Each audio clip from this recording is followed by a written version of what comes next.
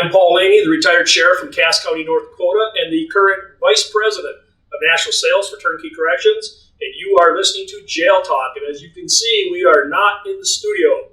We are on the road this week. We are at the National Sheriff Association's annual summer conference. We are in Kansas City, Missouri, and we are having a great time. There's a lot of things happening around here. It is so neat when you can see sheriffs from all over the country, their staff, their people, the vendors all come together. And it's just been an amazing week and a lot getting done. And we're going to get a lot done here on Jail Talk because I cannot tell you how excited I am about who we're going to have today. If you're regular Jail Talk listeners, please give me a thumbs up, give us a like. Let us know what you're thinking out there. We want to know what's on your mind. We want to know what you want us to talk about, so send us your ideas. So, I kind of threw a teaser in there at you when I said I'm really excited about today because you have no idea how excited I am about today. I have the man, the myth, the legend himself. I have Sheriff Chris Swanson from the Genesee County, Michigan Sheriff's Office, and he is going to be in here to talk to us about a program that he created, that he has adapted and he has put into play and is becoming one of the hottest topics in the jail world. So I'm telling you, jail administrators, sit up, pay attention, get your notebook out, and you might want to replay this over a few times because the man gets a little passionate and excited. When I was a sheriff, one of my commanders used to call me hair on fire guy because I was mocked through with my hair on fire. I was so passionate and excited about the life of sheriff, the world of sheriff, and the things we were getting done. And then I retired. I found my successor. And I tell you what, dude, this guy can go. And we're going to show you that, and we're going to talk about something that's so exciting. So, Sheriff, thank you so much for coming on Jail Talk with us, spending some time with us to tell you about this amazing program. So thank you for being here. I love it. Everybody in our office starts in the jail. I started, so I love my jail folks. Absolutely. That's where it gets done. And that's where, we always talk about, you can go out, you can do the street stuff. But if you can do it in the jail, you can definitely do it out on the street because that's where you learn your patience, your communication, your way to go about it. And it's been so cool as I've got to know you over the past year and a few months, for the most part, and see what you've done in your jail and what you just the passion you have for making a difference and for just getting it done. And I guarantee every one of you out there listening, when you're done listening to him today, you're going to be calling and you're going to be trying to figure out how to get this done. So, we usually, when we're in the studio, we read your bio. Lauren's not with us on this trip. She had to stay back home and then take care of things on the home front. Lauren's my co-host, as you all know. And so if you would, just tell our good listeners a little bit about Sheriff Chris Swanson. Well, first of all, I heard the same thing about Sheriff Laney when I was being told by Megan from the NSA, they're like, we got this sheriff from Fargo, North Dakota. And of course, the first thing I think of is the wood chopper. Oh, yeah, you think about the wood chipper. I gotta meet this guy. They're like, he says he's just going 100 miles an hour. That's exactly what happened when I saw you on Zoom. And then you came up and you actually witnessed our culture. Yes. And then you did like a little bit of a sting operation. We took out a human trafficking op. It was pretty cool to throw a vest back on. It was like riding. You get that vest on, you go, man, and it just all comes back. And it was so neat. We had 2 NSA staff. You're going to talk about them here in a little bit. That got to experience that for the first time, and what an experience for them, for Jessica and Megan to go out and see something like that. They're senior members of National Sheriff's Association. For them to go out and get a chance to do that was pretty cool of you to do that for them, and I know how much they appreciated that. When we were traveling back, that was just something they're very proud of that. And you did a couple cool things for them too. We'll get to that. Exactly.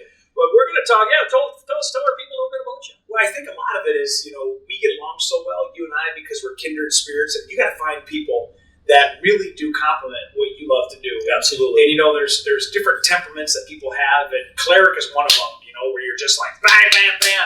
Build a ladder to the moon if that's what I need to do. But then there's sanguine, which is a lot of fun. Like you want to have a lot of fun what you're doing. That's our personalities. Is especially as sheriffs, we're like the executive branch of the government. So we don't take a majority vote. We just say, hey, that's the right thing to do. Let's go. Get it done. And I've always been that way. I used to get in trouble for it. I hear you. I talked all the time. Did you talk all the time? All the time. Yeah. All the time. I always like to tease. So one of my coworkers, we call her our parental supervision, is Kylie. She's 24 years old. She's now my parental supervision. Oh yes. And I always tell her how I'm just really shy. I'm trying to come out of my shell, and I'm working at that. Then she rolls her eyes at me and maybe calls me a name, and off we go. There you go. I was like this, honestly, all through school. And, I was the youngest of four. My dad and my grandfather were both Detroit police officers. Okay. So growing up, hearing police stories and hearing about the riots in 67 and 1945, and my whole family's born in Detroit. I was born actually in Medina, Ohio. Okay. But as a young kid growing up, I guess, people in law enforcement, it really is a calling, and it sounds cliche, but it really does. I think there's a lot of professions that just call people too. But I've always had, number one, the ability to relate to people, no matter who they are. I grew up, and I remember the first time that I showed my drive. My sister won a goldfish at a county fair, and I was 7 years old. And I told my dad, I'm like, "Hey, Kathy got a goldfish. I want to get a pet." He's like, "Well, what do you want?" I said, "I want a pony." He's like, "Well, if you want a pony, go save up for it." And I went, "Okay." 2 years later, I had $190. I bought Molly, $140 for the horse, and $50 for tack, and I had her for 18 years. Wow. And it was like an example that I look back now to say, I'm just wired that way. Like, if I say I'm going to do something, it's done. It may take me 27 years to get it. And doing that is the cleric side of it, but the fun side of it, relating to people, I literally can take, in a bad situation and find value and just enjoy it. So growing up that way and going to school, I was not a very good student. Not a very good student at all, but I was always a hard worker. And I could always... I resemble that remark. Yes. And I always joke, I can't do math, so that's why I work for the government. And thanks to, my algebra and geometry teacher, no joke, it's freshman and sophomore years, 4 Ds in algebra, 4 Ds in geometry. I'm like, that's it. I'm not doing math. And whatever I need to study that math's not involved, that's where I'm going. But Mr. Williams in 11th grade, he was my counselor. He called me and he said, he goes, "Chris, you're coming in the second half of your career here at the high school at Grand Blanc. What do you want to do?" I said, "I'm going to be a police officer." I don't even know what. It was just in my blood. And he goes, "Now with a 1.9 grade point." I went, "What?" He's like, "No, you that's a 1.9. Like, you're not even graduating with it. You'll be lucky to wear a robe." And I just turned it around, because if there's one thing that we understand as hard charges is when someone puts a challenge in front of you, or you see a need, and later in life as a sheriff, when you see a vulnerability, you got to attack it. And so I did. And I graduated, and I went to community college.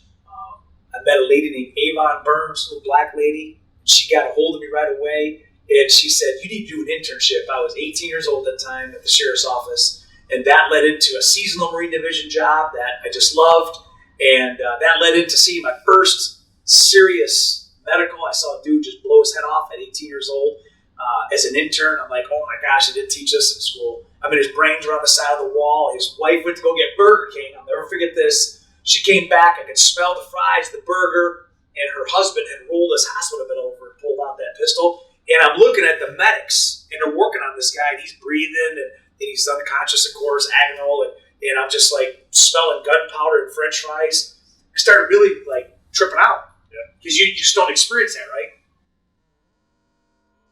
I lost the patrol car on the way to the hospital because the medic that we have, they're police paramedics. He throws me the keys. He said, "Follow the ambulance to the hospital, but don't drive hot." I'm like, all right.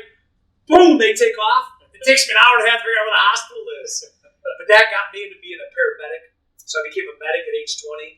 Got hired full-time at the sheriff's office, became a cop at 21, was on the dope team 4 months later. And my career was just literally accelerated. Sheriff, I'm going to tell you, literally I can track back every good thing in my life. Everything. I've traveled the world, met 4 sitting presidents. I've met my wife there. They paid for my kids to be born. I've written 3 books. Comes back to the sheriff's office. I mean, that's been like home base for me. So I do a lot of cool stuff. I love my life. I love being here with people like yourself. And, that's kind of my background. And literally, I'm just getting started. And you are. And anybody that knows you knows. If you're gonna hang with this man, you better have track shoes on, because you're gonna need them to stay with him. And working for you, man, they gotta be good to be in track shoes every day. Great people. Yeah, you've got an amazing team. We don't have time to linger. They know that word. We don't linger. All right. Well, let's talk a little bit about when you weren't lingering, when your brain is always going. You came up with a program called I.G.N.I.T.E, and it is igniting across the jail world. And so, can you tell us what does the acronym I.G.N.I.T.E mean? I.G.N.I.T.E means inmate growth naturally and intentionally through education. And if you break that down for us that are jailers, we understand what inmates are. Growth, what does that mean? Well, it's very ambiguous because it's supposed to be, because people grow different, they have different styles and different needs. We do know this across the country, and probably people that are watching right now can confirm it. Jails are filled with people who can't read. About half the population are illiterate. We struggle with populations where 9 out of 10 of them are addicted or co-addicted. Exactly. And you know this, whether you're in Fargo, Butte, Montana, or Flint, Michigan. We also know that 6 out of 10 are struggling with mental health. And that's the population we deal with. But I can tell you, if you go back into your life and you've been given an opportunity now, you could probably pick up lessons that were taught and you never knew why. Right. And that happened to me in 1998 when I was going through school, and I told you I didn't want to go to school, but I was encouraged and seeds were planted. And so my associates led to my bachelor's, it led to my master's, and I was a full-time working at the jail. I was a police officer. I had just got married. And Dr. Ellis Perlman said, go get a master's degree. Don't get it in criminal justice. So I went to the University of Michigan while I was doing all this stuff, and I got a master's in public administration, and we were required to do a thesis. Now, I had just been assigned to the dope team, so I'm buying like 8 balls of cocaine thinking, is this even legal? I just got out of the police academy, but I'm learning the street. We're hitting houses every other day. We're doing buy busts, and I realized that the funding that I was being paid by is the same funding that bedroom communities across the country was getting paid by. It was the crime bill. I'm thinking, well, this is a pretty good topic because you can't throw money and solve every problem. Right. So what really does reduce crime? And that led to a 1.5 year thesis project that answered the question. And Sheriff, at the end of the 1.5 years, Dr. Albert Price signed off on my thesis as a graduate student, and the answer is value. When people have value, when they feel like they can go and make it for themselves, when they can go and get a job, when they can educate themselves, when they feel like there's hope, they don't break the law. They don't reoffend. And that actually I didn't realize it then, was the seed that was fertilized over decades until I became the sheriff. From 1998 all the way up to when I knew I was becoming the sheriff in 2019, I pulled my dear friend and my captain aside, Jason Gould, and I said, I'm going to be sheriff here soon. We're going to do something really cool. I said, I was on a treadmill. I was just thinking, how do we change jails? I'm seeing the same generations come through, and it hit me. Generational incarceration. Let's transform our jail from incarceration to education with the most violent population. I mean, Flint is a very violent community. But while they're there, why don't we do something crazy and make them go to school and incentivize them and give them an opportunity? I said, imagine if you had people that never came back because they have value. And you could see the gears turning, and literally that was the start of I.G.N.I.T.E. But then we got into the sheriff's business, COVID hit, and it was put on pause until George Floyd was murdered. Okay. So, well, you already hit, because I was going to say, what was your motivation? What drove you to do this? And I think you kind of covered that already. It was just that passion for change. You just didn't want to keep doing the same thing over again. Right. You wanted to give them that value. I used to always say when I was sheriff, I refused to be a warehouse for people. Right. I said that. If I said it once, I said it 100 times, because I wanted them to have, when they went back out, I wanted them to have a shot. So we had a lot of different programs. I was constantly looking for different ways to do this. And I'm proud to say I helped bring I.G.N.I.T.E to my success. Yes, you did. The sheriff that was there now, when I called him and said, dude, you have got to hear what these guys are doing. You've got to meet Sheriff Swanson, and you've got to start this. And we told him about it. He sat in that call with you guys, Sheriff Johnner from Cass County, North Dakota. And he had that call. Megan set up that call. You guys were on there. He had his whole command team in the room, and he was in. And, they just kicked off now. But that's a lot because you did the groundwork before you left and while you were still serving with Turnkey. So you get credit for that, too. Well, I appreciate that. Yeah. And, it's today when we were watching all you guys up on stage, I was kind of like, I'm not going to lie, I was a little bit of a proud papa standing up there. Yes, you should be. I had a big part in still taking care of my former office, my former community. And Sheriff Johnner is a rock star. I mean, this guy is going to go places. And he's progressive. He's strong. He just really likes to make a difference, and he wants just to make his community safer.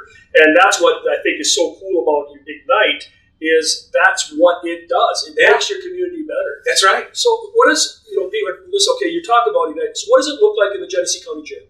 So Flint was expected to burn during the protest of George Floyd. So George Floyd was killed on May 25th. And as the week progressed and things happened, you could see just the tension rise across America, even cities that didn't have any black folks in it. But Flint was there, and we had a protest scheduled May 30th, 2020. And it was ironically at the Target parking lot, which was one of the buildings burned first in Minneapolis. And as the sheriff, they had just burned CNN and a sheriff's office over on the west side of the country the night before. And I dispatched my team, the command team. We had an incident command center, and we were expecting to clash just like we had in our past, and we were ready for it. And mind you, COVID had hit. I.G.N.I.T.E is on the back shelf. Like, I had already been appointed. I'd taken office. COVID, serving people food on the streets, trying to figure life out, and then boom, we have these protests. At 5 o'clock, the first car showed up, and then literally it doubled by number by the second. And eventually, there were just mobs of people. And they moved to the east, moved to the west. Long story short, they went back, they surrounded a fire truck, they went northbound, and they took a turn on a side street that went directly to the police department. Not my police department, but where we had incident command, Flint Township. And as they were coming over the hill, the whole radio traffic, you've been there, all available cars, report, all available cars, fortify the line, fortify the line. We got all the intel. They were putting rocks and Molotov everywhere. We were expecting a massive bloodshed, myself included. Battle gear, helmets, pepper balls, everything. We all fled over there. Man, lights and sirens everywhere. And as I was coming over the hill, I saw these crowds of people, and I thought to myself, literally for a second, how did this happen? Like, we were just the COVID heroes, and now they're wanting to mother F us and hoping, literally saying, you should have been killed as a baby. You should have been killed as a cop. Like, all this stuff. I'm thinking, there's like babies in this crowd. There's angry people as a mix. It wasn't just one group. Anyhow, the Holy Spirit gave me an opportunity to do something different. And as I went closer to the crowd, it just made sense to me. I'm like, there's got to be a better way. So I took my helmet off. There was no plan for this. And I called up a buddy of mine. His name is Jeff Hawkins. I said, where are you? He's a black pastor in the city of Flint. He goes, I'm in the crowd. And I just happened to see him, Sheriff. And I saw where he was. He's right in the middle of the thick of it. And I said, don't move. And I started walking in the crowd. And as soon as that happened, one of the shot callers in this protest came around, a big old black dude. Captain Cronkite, one of my guys, was there. Now, mind you, this line's already formed. Shields, batons, everything's there. Chaos. Like, every microsecond, things were happening. And he said, this guy wants to talk to you. As soon as I turned to saw the guy, I said, hey, these cops here are here to help you. I said, that cop in Minnesota is not who we are. You tell me what we need to do. I don't know why I said that, except for I want everybody to hear this. You will always, always perform in chaos how you prepare in peace. Amen. And when your cup is bumped, people see the real you. And when I asked him the question, what do you need us to do? He said, tell the people you just told me. And I said, get their attention. And he rattled out to the crowd. He goes, hey, everybody, Sheriff wants to say something. And cameras everywhere. And I asked that same question. And I told them that we're not here to hurt them. We're here to help them. We're making a parade, not a protest. And I fist bumped a guy. I said, you tell me what we need to do. And in a minute, these people just never arranged before in unison said, walk with us. And they chanted it, and they chanted it. And I'm telling you, this as a police leader, it was a 50-50 shot. Because you have people that are depending on it. And I take a step back, a couple deep breaths. I said, let's walk. And I screamed, I said, let's walk. I said, we'll walk all night. And boom, they turned and they started walking. And people started filling the streets. It was crazy, right? That moment, it led to a parking lot that on a light pole where we started just hours before, I got on the light pole and I said, I can't promise that I can change the country, but I can promise that I'm going to be part of the change. And it was that moment, and it was captured on a photo. It reached 3.2 billion people in one day. Okay. But that moment, that picture, it's a constant challenge to me to say, okay, Chris, that was your moment. Now what do you do?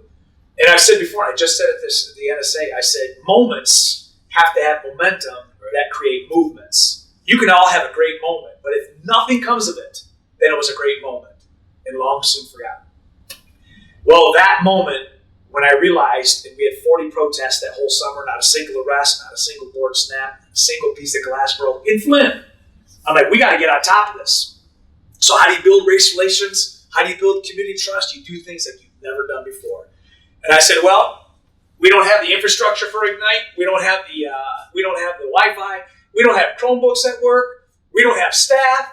But I'm going to tell you this, starting September 8th, which is the day public school started in Genesee County 2020, I said, we're launching I.G.N.I.T.E. It caught the attention of the Chief Justice McCormick from the Supreme Court, Jim Harbaugh, the coach of the Wolverines. I got returning citizens there. We had our backdrop like this. We had a red ribbon.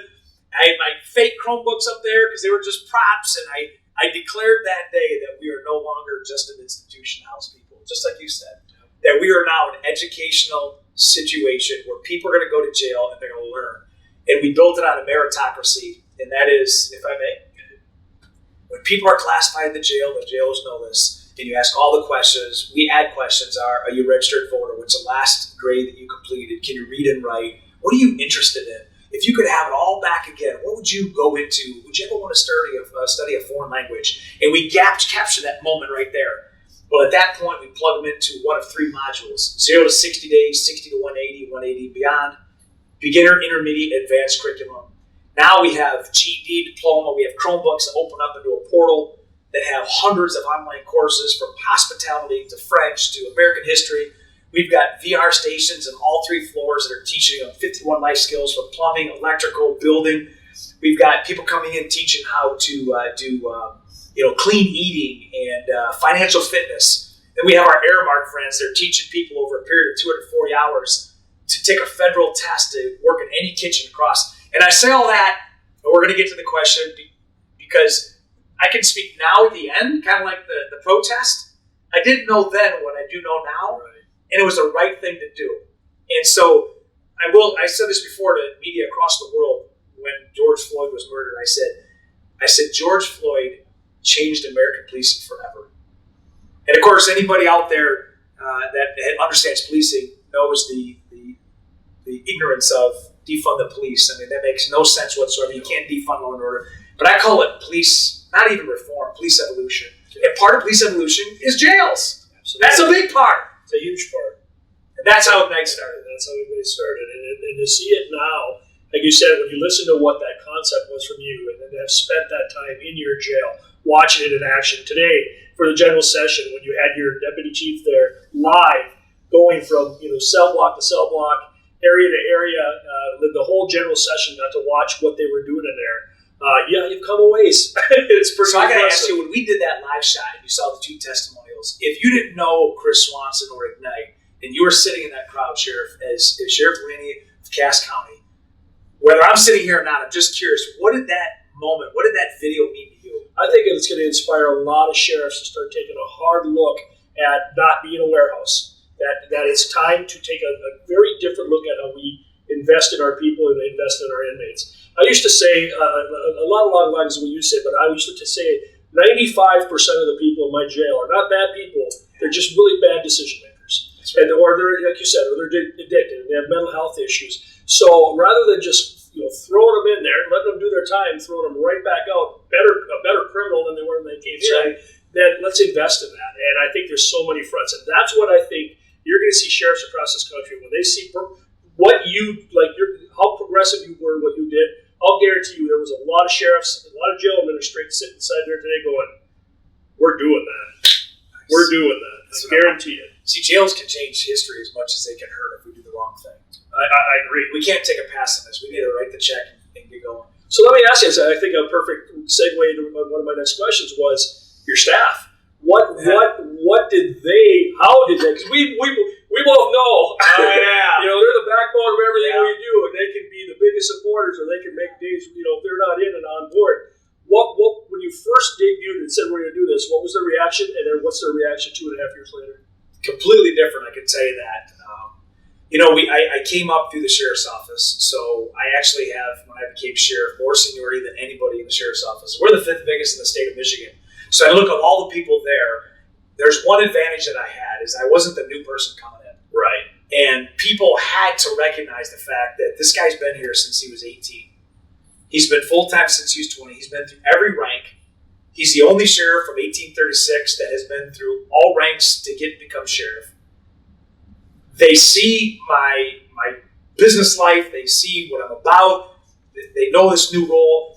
Half of them had to almost have this trust, like, we don't know what it's going to look like, but we're just going to trust it. The other half were resistant, passive aggressive. And but you got to have key people in your life that you can deploy to be ambassadors, and it's going to take time. And one of those was Jason Gould, the captain. A lot of pressure he took. Todd Lanning, a lot of pressure at the time, lieutenant, now captain. The unions I brought him in, and not all of them saw it, but the people that believed in it believed in me. And I said, what if? Just what if? What if we were able to break generational incarceration? I said, if we don't do this while they're out, then they're going to be playing chess and checkers, and they're going to be walking the pod, and they're going to go right back out. I'm like, we've done it wrong for 185 years. I said, I want to make this happen, and I need you to help it, because nobody can do it themselves. And I said today in the seminar, a team is a group of people, but a good team is a group of people who trust each other. Right. An effective team, they trust each other. So I got to give great credit to the command staff. They trusted me. And I've always said this, words whisper, actions scream. And so we met with the inmates. We met with their schools, and we knew they was going to get clunky in the beginning. But whatever we said we were going to do, we followed through, Sheriff. And I asked the deputies to do nothing different. I said, just run your floor. I said, let our school relationships that we have teachers come in and teach the class. Let our Chromebooks do the teaching. You're not going to be tutors. You're not going to do nothing. But if you find that there's less violence on your floor over time and inmates don't come back, then we win. And that's exactly what's happened. Captain Gould's a ferocious data tracker, and we track all our assaults that you do, to report to the state.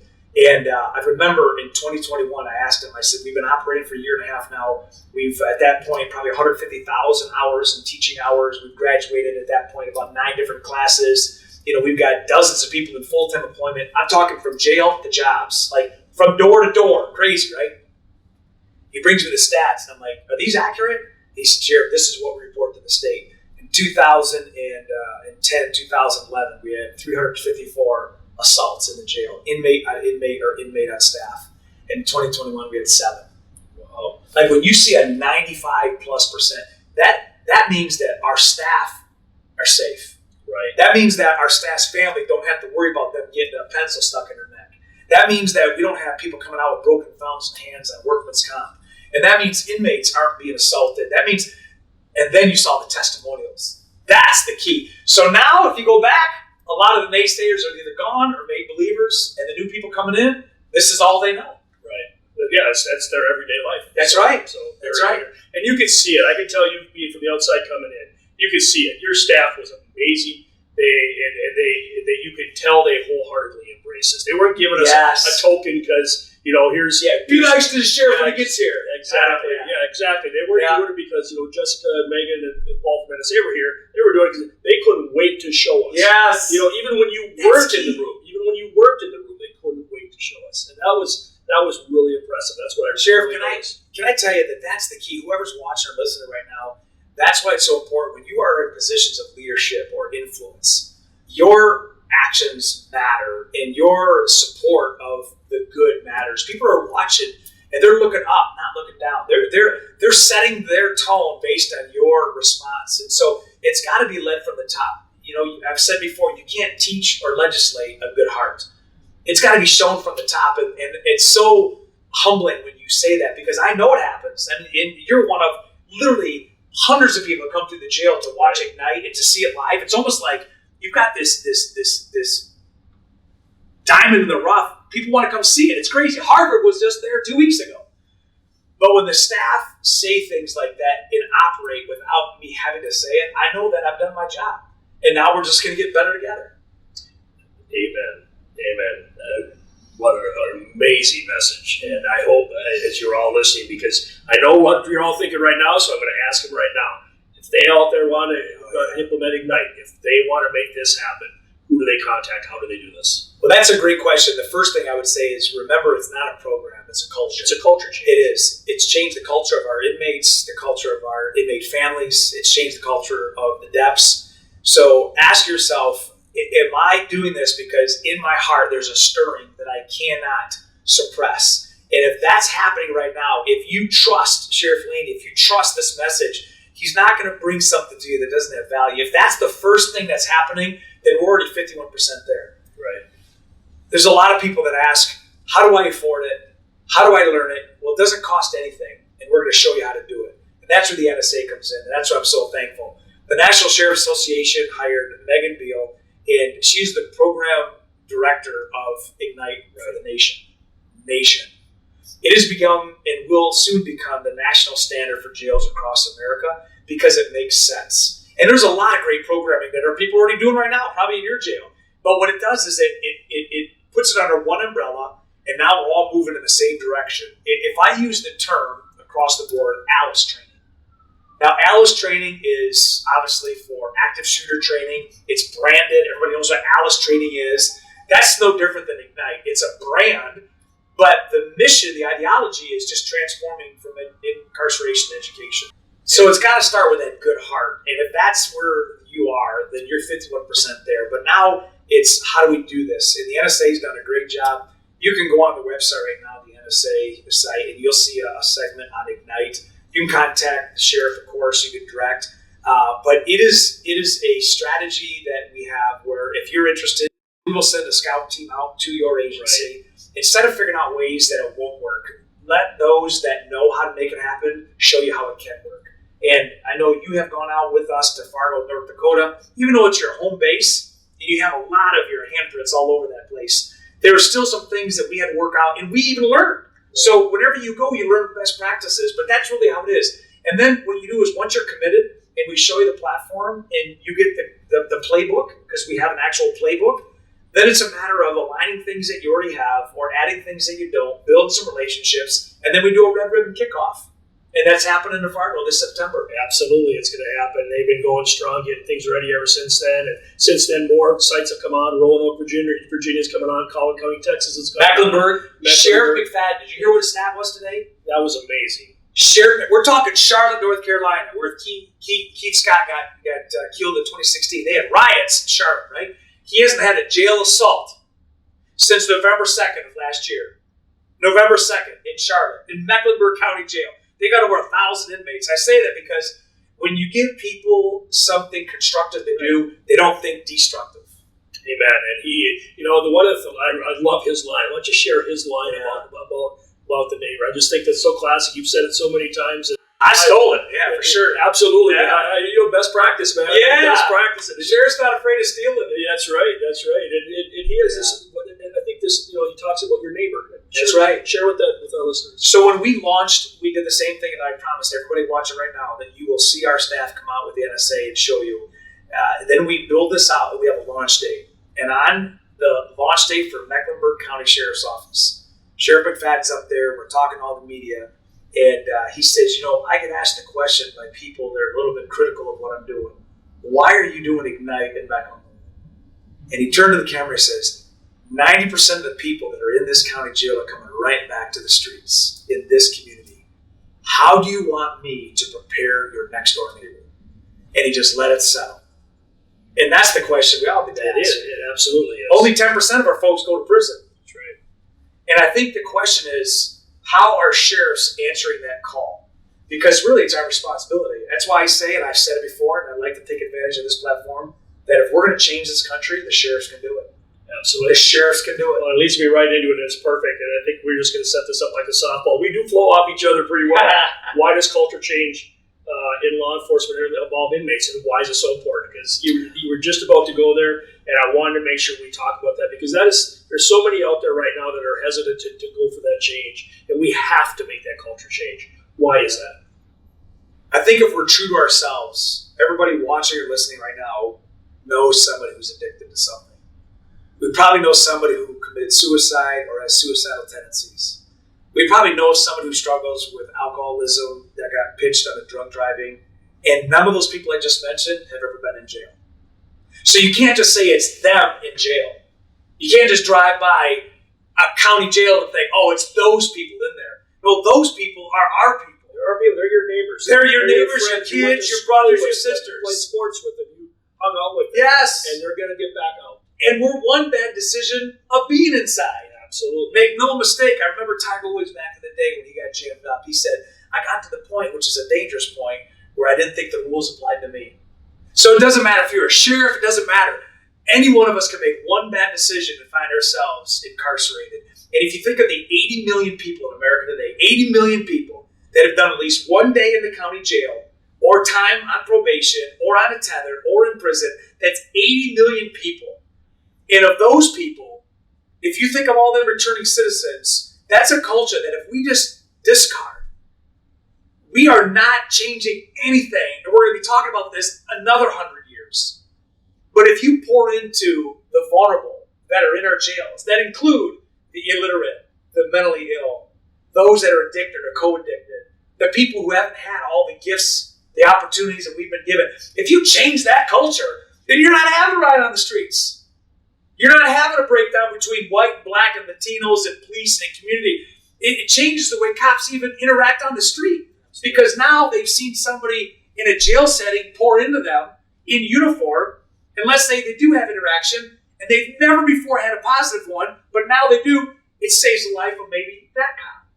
So I always say, and I've said it before as well, that those moments that create momentum, that create movements, those movements do what? They change culture. They change culture, and I saw that. You see that in the 60s with the civil rights movement.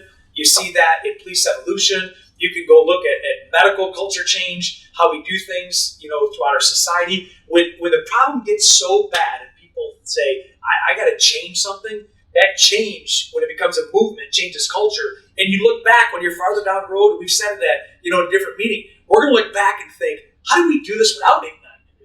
How do we literally just housed people and did nothing? We were talking just before we went on the air that we were talking about that is how we actually, I truly believe this in my heart, and I know you do, is that there's going to be a time frame where there's correctional officers out there that go, you mean we didn't have this? We didn't have this in the That's jail. right. Why not? They're going to be, because it is, I truly believe this is going to be one of the biggest changes we see. And I think sheriffs out there, I think our listeners out there are going to say, how do I listen? And I jump on that just for a second. If you look at the bottom of the screen, you can see an email address for Megan Beal at the National Sheriff's Association. Send her an email, reach out to Megan, and she will reach out to you. I guarantee you that girl goes. It goes hard, and she's so passionate about this. She will get back to you. She will put you in touch with these guys, and you can kick it off and get going. One of my favorite, I teach a leadership class, and I've taught it all over the country. And one of my quotes that I use is from Herb Brooks, legendary hockey coach. You Wolverines don't probably like the Gopher coach, Herb Brooks, too much. But, remember when he addressed the U.S. men's hockey team in Lake Placid when they went out and beat the Russians? And he said, great moments are born from great opportunities. And right now, sheriffs in this nation have a great opportunity to make some great moments. And a program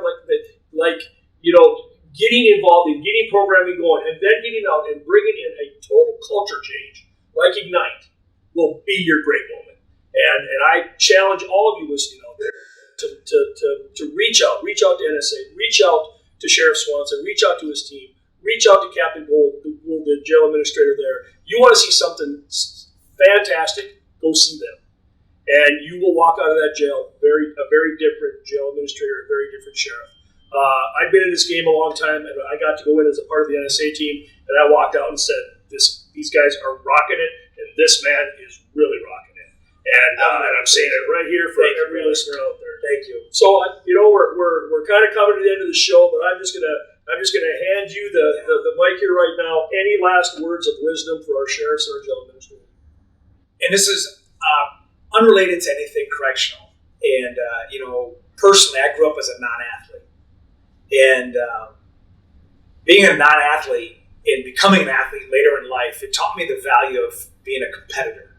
Now, I think everybody has in their DNA something that they compete for, but as you rise up in the positions of influence, you got to see that as being called to a higher level of competition. Absolutely. Just like going from the AA, the triple A's to the majors, getting called from the bench to go and be a starter.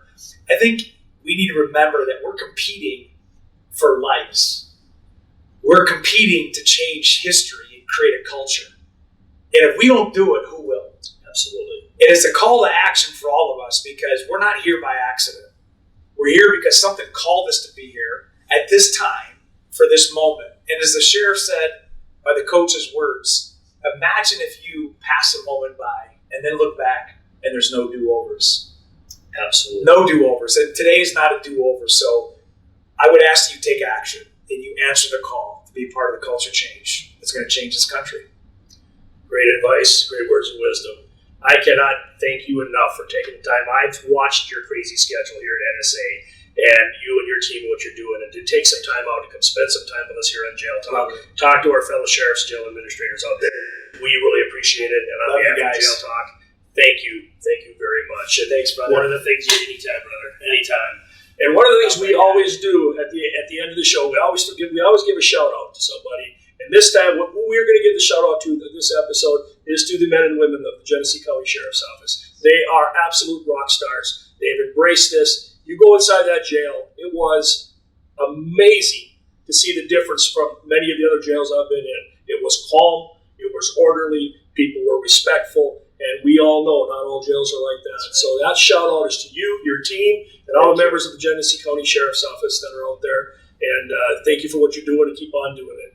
So you have been listening to Jail Talk. Remember, if you like what we're doing, give us a thumbs up. Reach out. Tell us what you want us to be doing in the future. Tell us what you want to hear. And just keep on listening and keep on being safe. This is Sheriff Laney. You've been listening to Jail Talk. We'll see you next time.